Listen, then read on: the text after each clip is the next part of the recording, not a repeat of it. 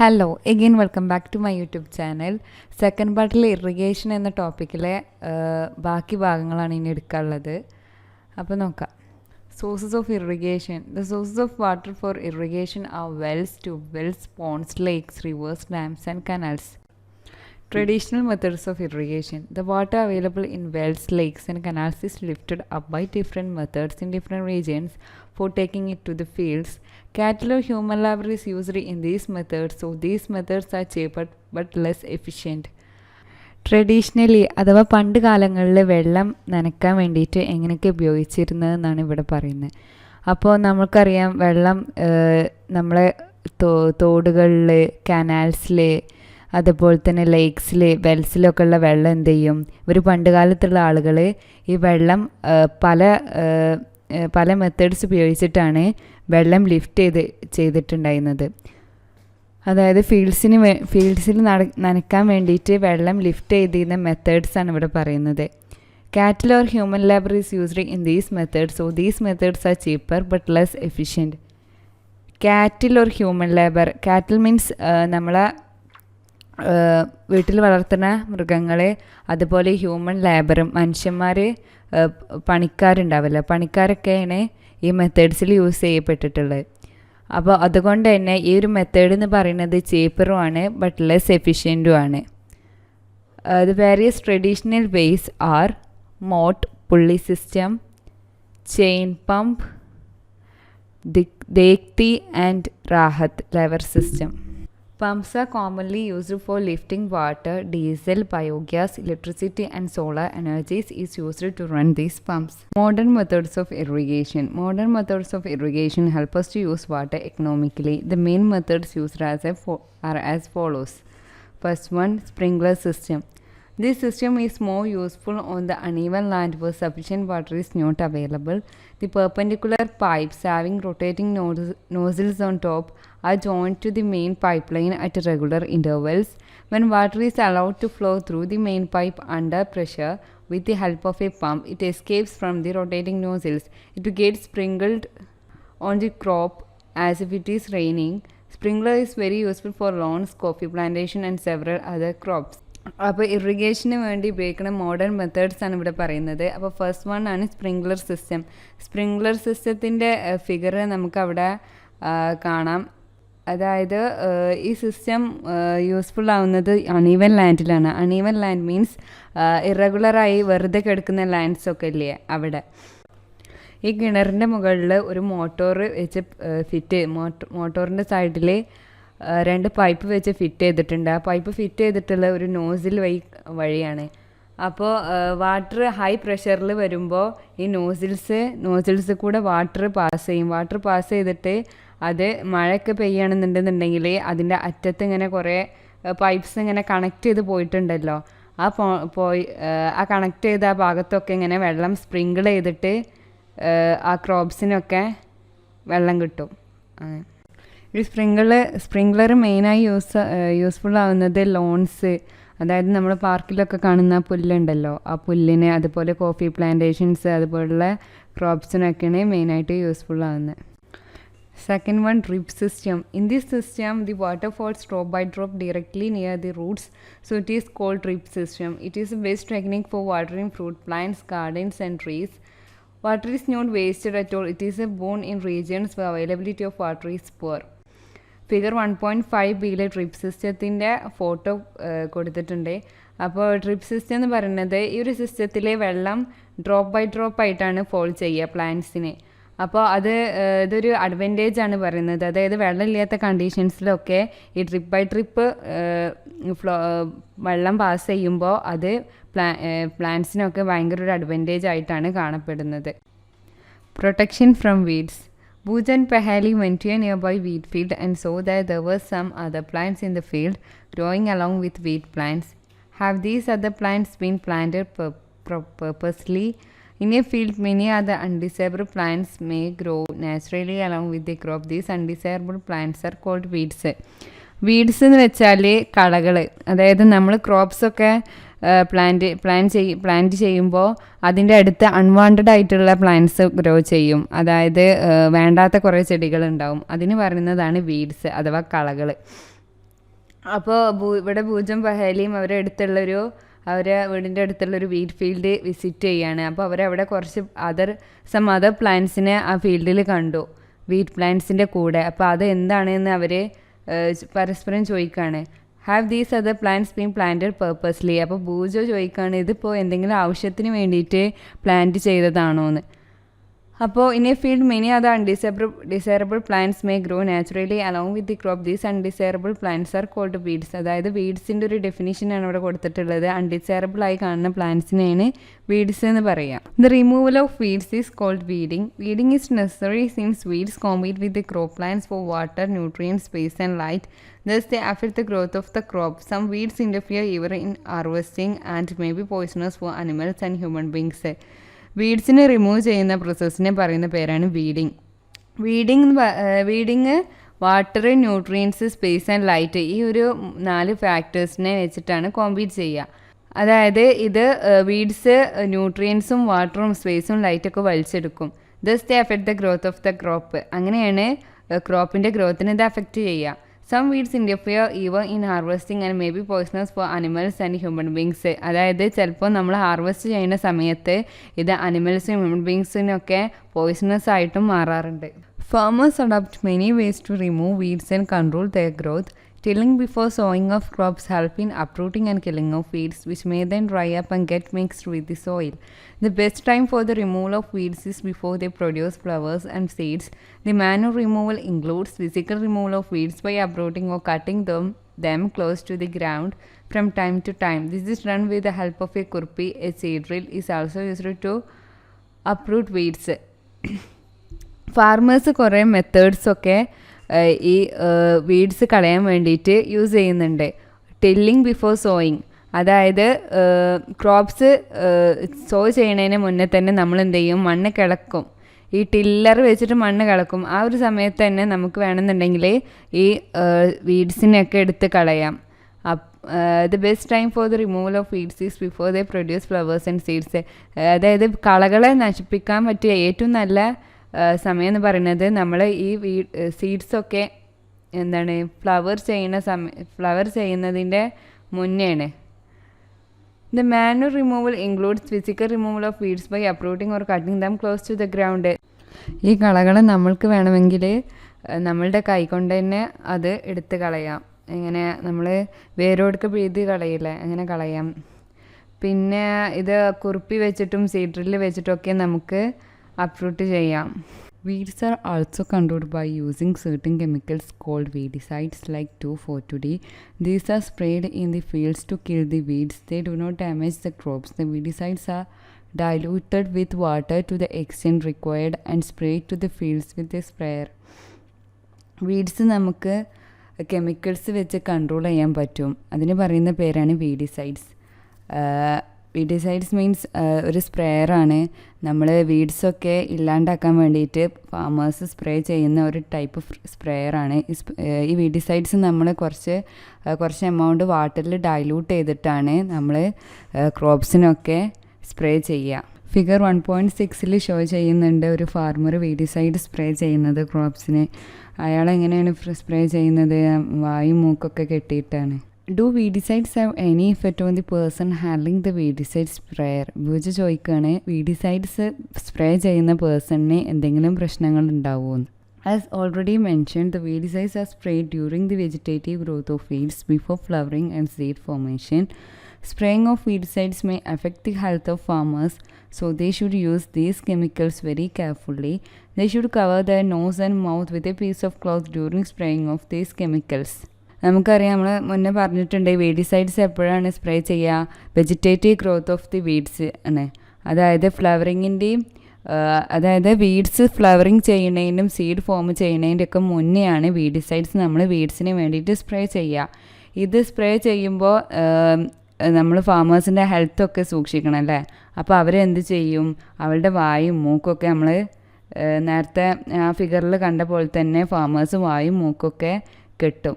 Harvesting of a crop is an important task. The cutting of crop after it is mature is called harvesting. In harvesting, crops are pulled out or cut close to the ground. It usually takes 3 to 4 months for a cereal crop to mature. Harvesting in our country is either done manually by sickle or by a machine called harvester. In the harvested crop, the grain seeds need to be separated from the chaff. The process is called threshing. This is carried out with the help of a machine called combine, which is in fact a harvester as well as a thresher. Last agriculture practice ആണ് harvesting. Harvesting means വിളവെടുക്കുക. നമ്മൾ കൃഷി ചെയ്തിട്ടുള്ള ക്രോപ്സൊക്കെ വിളവെടുക്കുന്ന പ്രോസസ്സാണ് harvesting. ഇത് നമ്മൾ എന്ത് ചെയ്യും, നമ്മൾ വിളവെടുക്കുമ്പോൾ നമ്മൾ ഈ ക്രോപ്സൊക്കെ പുള്ള് ചെയ്തിട്ട് നമ്മൾ ഗ്രൗണ്ടിന് ക്ലോസ് ആയിട്ട് തന്നെ വെക്കും. ഇത് 3 to 4 months for a cereal crop to mature. അതായത് ഒരു സെറിയൽ ക്രോപ്പ് മെച്യൂർ ചെയ്യണമെന്നുണ്ടെന്നുണ്ടെങ്കിൽ 3-4 മാസം പിടിക്കും എന്ന് പറയുന്നത്. Harvesting in our countries either done manually by sickle or by a machine called harvester. നമ്മൾ ഹാർവെസ്റ്റിംഗ് ചെയ്യുന്നത് ഒന്നില്ലെങ്കിൽ നമ്മൾ മാനുവലി ബൈ സിക്കിൾ, അതായത് നമ്മൾ മനുഷ്യന്മാർ കൈയിട്ട് ചെയ്യണമെന്നുണ്ടെന്നുണ്ടെങ്കിൽ സിക്കിൾ ഉപയോഗിക്കും, അല്ലെങ്കിൽ ഒരു മെഷീൻ ഉപയോഗിക്കും. അതിൻ്റെ പേരാണ് ഹാർവെസ്റ്റർ. പിന്നെ നമ്മൾ ഈ ഹാർവെസ്റ്റഡ് ക്രോപ്പിൽ നിന്ന് ചാഫ് സെപ്പറേറ്റ് ചെയ്യുന്നുണ്ട്. ചാഫ് എന്ന് പറഞ്ഞാൽ അതിൻ്റെ ആ വേസ്റ്റ് ഉണ്ടല്ലോ, ആ വേസ്റ്റിന് പറയുന്നതാണ് chaff. The process is called threshing. അങ്ങനെ ചാഫ് നമ്മൾ ക്രോപ്സിൽ നിന്ന് സെപ്പറേറ്റ് ചെയ്യുന്നതിൻ്റെ ആ ഒരു പ്രോസസ്സിന് പറയുന്നതാണ് ത്രഷിങ്.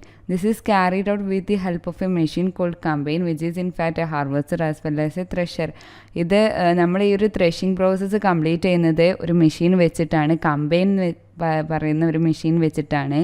ഇത് നമ്മൾ ഒന്നില്ലെങ്കിൽ ഹാർവെസ്റ്റർ വെച്ചിട്ടോ അല്ലെങ്കിൽ ഒരു ത്രഷർ വെച്ചിട്ടോ ആണ് ഇത് നമ്മൾ ഈ ഒരു പ്രോസസ്സ് കംപ്ലീറ്റ് ചെയ്യുക. ഫിഗർ 1.8 ഷോ ചെയ്യുന്നുണ്ട് കമ്പൈൻ എന്താണെന്നുള്ളത്. ആ ഒരു മെഷീൻ അവിടെ നമുക്ക് കാണാം. ഈ ഒരു മെഷീൻ ഉപയോഗിച്ചാണ് നമ്മൾ ത്രഷിങ് ചെയ്യുക. After harvesting, sometimes steps are left in the field which are burned by farmers. Pahali is worried. She knows that it causes pollution. It may also catch fire and damage the crops lying in the field. ഇവിടെ പഹലി പറയാണ്, നമ്മൾ harvesting ഒക്കെ കഴിഞ്ഞാൽ കുറച്ച് steps അവിടെ remain ചെയ്യുന്നുണ്ടാവും. Steps means remaining part of the plant. അതായത് ക്രോപ്സിൻ്റെ ബാക്കി വരുന്ന ഭാഗങ്ങളൊക്കെ നമ്മൾ എന്ത് ചെയ്യും, അവിടെ വേസ്റ്റായിട്ട് വന്നിട്ടുണ്ടാവും. അപ്പോൾ അത് പൊല്യൂഷൻ കോസ് ചെയ്യൂലേ എന്നാണ് പഹേലി പറയുന്നത്. അത് മാത്രമല്ല, അത് ഫയർ പിടിക്കണമെന്നുണ്ടെങ്കിൽ അത് ബാക്കിയുള്ള ക്രോപ്സിനും കൂടെ ഡാമേജ് വരില്ലേ എന്നൊക്കെയാണ് അവൾ പറയുന്നത്. സ്മോൾ ഹോൾഡിങ്സ് ഓഫ് ലാൻഡുള്ള ഫാമേഴ്സ് എന്ത് ചെയ്യും, ഈ ഗ്രെയിനും ചാഫും സെപ്പറേറ്റ് ചെയ്യാൻ വേണ്ടിയിട്ട് വിന്നോവിങ് തന്നെ ഒരു മെഷീനാണ് യൂസ് ചെയ്യുക. ആ മെഷീൻ്റെ ഫിഗറാണ് അവിടെ കൊടുത്തിട്ടുള്ളത്. Harvest festivals. After 3 or 4 months of hard work, there comes the day of the harvest. The sight of golden fields of standing crop laden with grain fills the hearts of farmers with joy and a sense of well-being. The efforts of the past season have borne fruit, and it is time to relax and enjoy a little. The period of harvest is thus of great joy and happiness in all parts of India. Men and women celebrate it with great enthusiasm. Special festivals associated with the harvest season are Pongal, Baisakhi, Holi, Diwali, Nabanya and Bihu. Harvest festivals എന്ന് പറഞ്ഞാൽ ഈ farmers അവർ harvest ചെയ്തതിന് ശേഷം ഇവർ ഭയങ്കര relaxed ആയിട്ട് ഇരിക്കുന്ന ഒരു സമയമാണ്. ആ ഒരു സമയത്ത് ഹാർവെസ്റ്റ് ഫെസ്റ്റിവൽസ് വരും. അപ്പോൾ ഇവിടെ ഹാർവെസ്റ്റ് ഫെസ്റ്റിവൽസിൻ്റെ ഫോർ എക്സാമ്പിൾസ് ആണ് ഗീവൻ ചെയ്തിട്ടുള്ളത്. Pongal, Baisakhi, Holi, Diwali, Nabanya and Bihu. Next one, storage. Storage of produce is an important task. If the harvested grains are to be kept for longer time, they should be safe from moisture, insects, rats and microorganisms. Harvested grains have more moisture. If freshly harvested grain seeds are stored without drying, they may get spoiled or attacked by organisms, making them unfit for use or for germination. Hence, before storing them, the grains are properly dried in the sun to reduce the moisture in them. This prevents the attack by insects, bacteria and fungi. അപ്പോൾ അടുത്ത last and foremost agriculture പ്രാക്ടീസാണ് storage. അപ്പോൾ നമുക്കറിയാം, നമ്മൾ ഗ്രെയിൻസൊക്കെ വളർന്ന് വലുതായി അത് harvest ചെയ്താൽ നമുക്ക് സ്റ്റോർ ചെയ്യണം. അതായത് നമുക്ക് ലാർജ് പോപ്പുലേഷൻ എത്തിക്കണം എന്നുണ്ടെന്നുണ്ടെങ്കിൽ ഈ ഗ്രെയിൻസൊക്കെ സ്റ്റോർ ചെയ്തേ മതിയാവും. അപ്പോൾ ഈ ഗ്രെയിൻസൊക്കെ സ്റ്റോറേജ് ചെയ്യണം എന്തിനാണെന്ന് വെച്ചാൽ to keep away from moisture, insects, rats and micro organisms. Harvested grains have more moisture. Harvest ചെയ്തിട്ടുള്ള ഈ ഗ്രെയിൻസ്മേലൊക്കെ കൂടുതൽ മോയ്സ്ചർ വന്നിട്ടുണ്ടാവും. അപ്പോൾ ഇതൊക്കെ നമുക്ക് ഡ്രൈ ചെയ്തിട്ട് വേണം സ്റ്റോർ ചെയ്ത് വെക്കാൻ. അല്ലെങ്കിൽ അതെന്ത് ചെയ്യും, attacked by micro organisms making them unfit for use of for germination. അതായത് മൈക്രോ ഓർഗാനിസം അല്ലെങ്കിൽ ഇങ്ങനത്തെ ഉള്ള ഓർഗാനിസംസൊക്കെ അറ്റാക്ക് ചെയ്യും. അപ്പോൾ നമുക്ക് ഈ സീഡ്സ് ഒന്നും കൂടുതൽ ജെർമിനേറ്റ് ചെയ്യാനോ അടുത്ത ഉപയോഗത്തിനൊന്നും പറ്റില്ല.